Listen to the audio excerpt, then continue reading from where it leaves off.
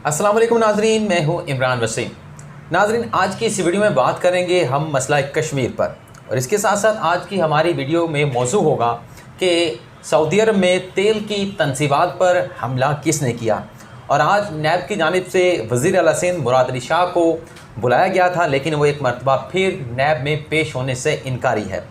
तो सबसे पहले हम बात कर लेते हैं कश्मीर के मामले के ऊपर। नाज़रीन, कश्मीर को हम अपनी शहरत करार देते हैं और इस बात के ऊपर हमारा कामिल यकीन भी है और ये हमारे ईमान का हिस्सा भी है कि पाकिस्तान की तकमील का जो एजेंडा है वो कश्मीर के बगैर मुकम्मल नहीं होता। लेकिन नाज़रीन, जहाँ कश्मीर के हवाले से हमें बहुत सारी ख़बरें को सुनने को मिलती हैं कि वज़ीर आज़म इमरान ख़ान कश्मीरियों के सफ़ीर बनकर अमेरिका में पहुँच चुके हैं और आज उनकी डोनाल्ड ट्रंप के साथ मुलाकात भी है, और वो वज़ीर आज़म इमरान ख़ान जो है वो बड़े पुरज़ोर अंदाज़ में, बड़े शानदार अंदाज़ में जो है वो कश्मीर का मसला जो है वो पूरी दुनिया में उजागर कर रहे हैं। लेकिन नाज़रीन,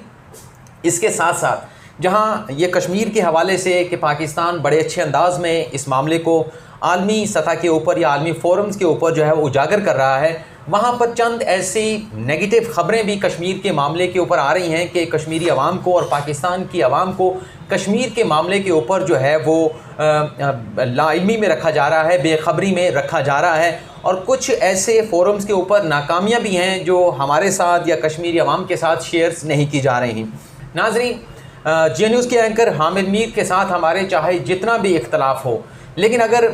ये भी ईमान का हिस्सा है कि अगर कोई अच्छी बात किसी गलत इंसान की जानिब से भी आए तो उसे ज़रूर सुनना चाहिए, उसे सोचना या परखना ज़रूर चाहिए, उसकी जांच पड़ताल ज़रूर करनी चाहिए। आज हामिद मीर की जानिब से रोज़नामा जंग में एक कॉलम लिखा गया है जिसमें एक बड़ी संगीन गलती की जो है वो निशानदेही की गई है कि पाकिस्तान की नाकामी हुई है मसला कश्मीर के मामले के ऊपर। हामिद मीर अपने कॉलम में क्या कहा है? हामिद मीर अपने कॉलम में ये कहते हैं कि वज़ीर ख़ारजा शाह महमूद कुरैशी जो जेनेवा स्विट्ज़रलैंड में गए थे, जहाँ अक़वाम मुत्तहिदा के ह्यूमन राइट्स काउंसिल का इजलास होना था और वहाँ पर पाकिस्तान की जानिब से एक करारदाद पेश की जानी थी, और वो करारदाद जो है उस मामले के ऊपर हामिद मीर ये कहते हैं कि शाह महमूद कुरैशी ने जेनेवा में ये बयान दिया था कि 58 ममालिक ने, जो कि अक़वाम मुत्तहिदा के ममालिक हैं, का मसला कश्मीर के ऊपर पाकिस्तान के जो मौक़िफ़ है उसकी हमायत कर दी है। लेकिन आज जो कॉलम लिखा गया है उसमें बड़ी एक सवाल उठाया गया है, और सवाल ये है कि शाह महमूद कुरैशी ने जो हकीकत है वो आवाम के सामने नहीं रखी, बल्कि आवाम को भी लाइलम रखा और वज़ीर आज़म इमरान ख़ान को भी मामले की हकीकत से जो है वो सही मानों में आश्कार नहीं किया गया। हामिद मीर अपने कॉलम में कहते हैं कि अक़वाम मुत्तहिदा की ह्यूमन राइट्स काउंसिल, जिसके 47 मेंबर हैं, पाकिस्तान को कश्मीर के मामले के ऊपर करारदाद पेश करने के लिए 16 ममालिक की जो है वो हमायत दरकार थी। यानी कि जो रूल्स है, जो कानून है, उसके तहत जो 1/3 होता है उसकी हमायत जो है वो किसी रेजोल्यूशन के लिए ज़रूरी होती है। लेकिन दावा ये किया गया है कि ये करारदाद जो है वो पेश नहीं की गई, और इस करारदाद की हक़ में 16 जो ममालिक हैं जो ह्यूमन राइट्स काउंसिल के मेंबर हैं, नाज़रीन मैं बार बार बात कर रहा हूँ, जो काउंसिल के मेंबर हैं, उनकी जानिब से मसला कश्मीर को पाकिस्तान का जो मौक़िफ़ है उसकी हमायत नहीं की गई, और ये करारदाद पेश करने की जो डेडलाइन थी वो 19 सितंबर को ख़त्म हो चुकी है। और अगर ये करारदाद 16 ममालिक की हमायत के साथ पेश की जाती तो अक़वाम मुत्तहिदा की ये ह्यूमन राइट्स काउंसिल कश्मीर के मामले के ऊपर उन्होंने अपना ख़ुसूसी इजलास तलब करना था। चूँकि ये करारदाद पेश नहीं की गई, अब ये जो ख़ुसूसी इजलास तलब होना था मसला कश्मीर के मामले के ऊपर वो तलब नहीं किया जा सकेगा।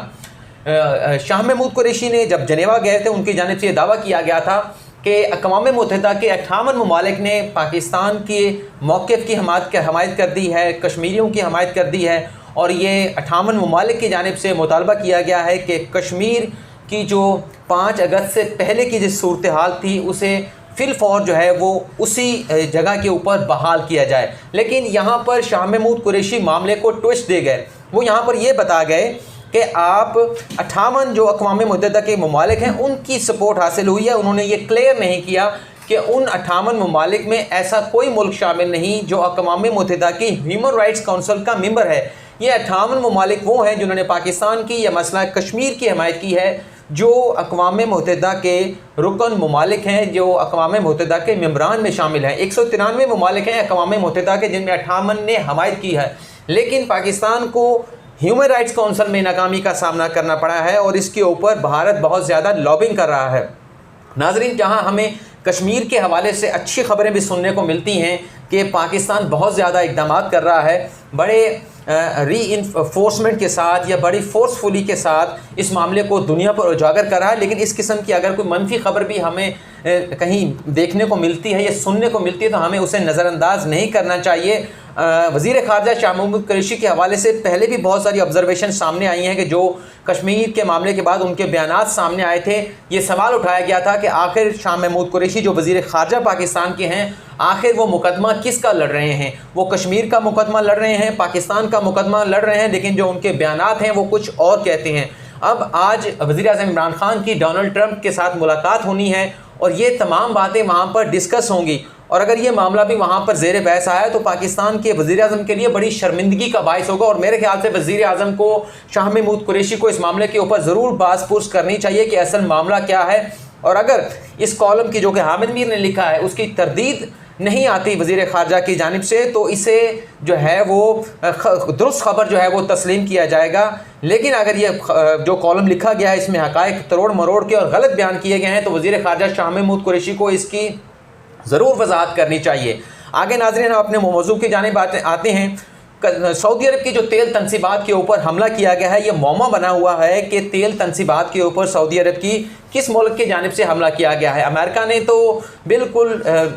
स्ट्रेट फारवर्ड इसका इल्ज़ाम ईरान के ऊपर लगा दिया। ईरान इस बात से इनकार कर रहा है कि उनकी जानिब से ऐसा कोई इक़दाम नहीं उठाया गया, और उसके बाद जो है वो इसराइल भी अमेरिका का जो बयानिया है वही बयान कर रहा है। लेकिन अब बरतानिया के जो प्राइम मिनिस्टर हैं उनकी जानिब से भी इस किस्म के इम्कानात का इजहार किया गया है कि सऊदी तनसीबात के ऊपर जो हमला किया गया है उसमें इम्कान है कि ईरान मुलव्वस है। लेकिन नाज़रीन, हमारे जो एक आला फ़ौजी अफसर हैं एयर मार्शल वाइस शाहिद लतीफ़, उनकी जानिब से ये दावा किया जा रहा है, एक बड़ा बयान सामने आया है और हमारी ही यूट्यूब की वीडियो में उन्होंने ये बयान दिया है कि इस सऊदी तनसीबात के ऊपर हमले में जो है वो इसराइल मुलव्वस है और ईरान के ऊपर जो है वो एक साजिश के तहत ये इल्ज़ाम जो है वो धरा जा रहा है। और ईरान जो है वो इतना बेवकूफ़ नहीं है कि ये इन हालात के अंदर जब उसके ऊपर पाबंदियां लगाई जा रही हैं, अमेरिका की जानिब से उन्हें धमकियां दी जा रही हैं, वो इस किस्म का कोई भी जो है वो एडवेंचर करे। और वो एडवेंचर क्यों करेगा कि जब उसे पहले बहुत सारी सैंक्शंस का सामना है। उनकी जानिब से ये भी कहा गया कि अमेरिका ने इसराइल को JSF-35 जो 5th जनरेशन वॉर जेट्स हैं वो दिए गए हैं, और ये ऐसे जंगी जहाज़ हैं जिनकी परफॉर्मेंस काफ़ी हाई लेवल की है, हाईली ये कंप्यूटराइज्ड जहाज़ है, और ये एयर डिफेंस के लिए भी इस्तेमाल होता है, ग्राउंड स्ट्राइक के लिए भी इस्तेमाल होता है। और इसकी ये भी खासियत है कि ये रडार के ऊपर नज़र नहीं आता, इसकी पॉसिबिलिटी बहुत कम होती है। और शाहिद लतीफ़ साहब ये दावा कर रहे हैं कि जो सऊदी तनसीबात पर हमला हुआ है इसमें ईरान मुलव्वस नहीं है, एक साजिश के तहत ईरान का नाम लिया जा रहा है और हकीकत में ये इसराइल की जानिब से हमला किया गया है। और अब ये प्रोपेगेंडा करके जो वस्ती के जो ममालिक हैं, मशरिक़ी वस्ता के जो ममालिक हैं, वहाँ पर जंग का माहौल पैदा करने के लिए और उन्हें जंग में उलझाने के लिए ये एक जो है बड़ी साजिश की जा रही है। और इसका मकसद ये है कि जो इसराइल के मफादात हैं फ़लस्तीन के ऊपर कब्ज़ा करने में, लबनान में अपनी जो फ़ौजी उन्होंने अपनी जो यहूदी बस्तियां कायम करनी हैं, उस मामले को आगे बढ़ाया जा रहा है। और पाकिस्तान के अंदर ये साजिश की जा रही है कि जो CPEC का मंसूबा है, भारत ने जो इक़दाम उठाया है मोदी सरकार ने कि जो कश्मीर के अंदर कर्फ्यू नाफिज़ किया हुआ है, और अब भारत बात कर रहा है कि आज़ाद कश्मीर पर भी कब्ज़ा करेगा, तो उस साजिश में ये भी शामिल है कि गिलगित बिल्तिस्तान के ऊपर भी इसी किस्म का एडवेंचर किया जाएगा। और लद्दाख पर अमेरिकन एयरबेस बनाने का भी जो है वो दावा किया गया है। तो ये एक बड़ा स्टेटमेंट सामने आया है पाकिस्तान के साबिक फ़ौजी अफसर एयर मार्शल रिटायर्ड शाहिद लतीफ़ की जानिब से। जहां अगर हम तीसरे मौजू की तरफ आएँ तो आज नैब की जानिब से जो है वो मुराद अली शाह को तलब किया गया था, लेकिन आज फिर मुराद अली शाह ने एक नया ड्रामा रचाया है कि उन्हें जो बुलाने की जो वक्त मुकर्रर किया गया था या जो टाइम दिया गया था वो इंतहाई कम है। उनकी अपनी ऑफिशियल इंगेजमेंट है और वो इस इंगेजमेंट की बुनियाद के ऊपर इस्लामाबाद में नैब के ऑफिस में पेश नहीं हो सकते। नाज़रीन, आपकी याददाश्त भी माशाल्लाह इतनी मेरी तरह कम नहीं होगी, जिस तरह कि मैं चीज़ें भूल जाता हूँ बाज़ औक़ात। 17 सितंबर को भी बुलाया गया था, लेकिन मुराद अली शाह पेश नहीं हुए थे और उन्हें 17 सितंबर को ही जो है वो आगाह कर दिया गया था नैब की जाने से, बल्कि सवालनामा भी भिजवा दिया गया था कि ये सवालनामा है, इसके जवाब भी आप दे दें। और 24 तारीख को आप ज़ाती हैसियत में जो है वो नैब के जो हेडक्वार्टर है वहाँ पर पेश होकर जो सवालात हैं और ज़ाती हैसियत में भी वजाहत करें। और आपको मालूम है कि मुराद अली शाह के ऊपर अपने जो अख्तियारात हैं बतौर वज़ीर आला उनके नाजायज़ इस्तेमाल का भी इल्ज़ाम है। इसके साथ साथ जो सिंध के अंदर चंद ऐसी शुगर्स मिल हैं जिन्हें सब्सिडी दी गई थी और उनके ऊपर ये भी एलिगेशन हैं, यहाँ पर भी उन्होंने अपने अख्तियारात का जो है वो नाजायज़ इस्तेमाल किया गया है। और जो सरकारी ठेके थे उनमें भी करप्शन के हवाले से बहुत सारे इल्ज़ामात हैं कि ये जो ठेके दिए गए हैं ये भी नवाजने के लिए दिए गए और उनमें जो तरीक़ाकार है वो फॉलो नहीं किया गया। लेकिन नाज़रीन, आपको मालूम है जो तवातुर के साथ या तसलसल के साथ ख़बरें सामने आ रही हैं कि सिंध के अंदर जो है वो बड़ा एक्शन जो है वो नैब की जानिब से लिया जाने वाला है। खुर्शीद शाह गिरफ़्तार हो चुके हैं। लियाकत कायम खानी जो कि साबिक डीजी पाक्स रहे हैं उनसे एक बहुत बड़ा ख़जाना मिला है और उनके एक कनेक्शन भी जो हैं वो फेक अकाउंट के साथ मिलते हैं। जब उन्होंने